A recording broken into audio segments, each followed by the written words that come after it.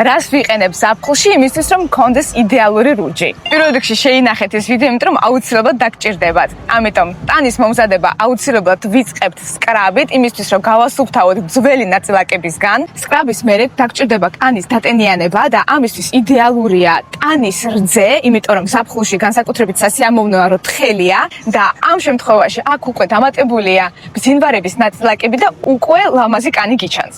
წელს ძალიან ხაიფში არის ხელი ბიბერის გამოშვებული რძე, ოღონდ სახი, სადაც ასევე ბზინავს და ჩემი აზრით B-Pace-ის ეს სახის რძე არის იდეალური ანალოგი. მით უმეტეს აქ არის დამატებული პრობიოტიკები და ვიტამინ C. ზაფხულში განსაკუთრებით მიყვარს ყველაფერი, რასაც ბზინავს და ეს ზეთი არის იდეალური რუჟის მიღების დროსაც კი. ამას შეგიძლიათ გამოიყენოთ როგორც ტანზე, ასევე თმაზე და ძალიან ლამაზი ვარდისფერი ბზინვარება აქვს. დამეთანხმებით, რომ ზაფხულში თქვენი მაკიაჟის პროდუქციები მინიმუმზე ჩადის, ამიტომ ეხლა უნდა გაჩვენოთ ის პროდუქტები, რომელიც აუცილებლად დაგჭირდება ზაფხულშიც კი.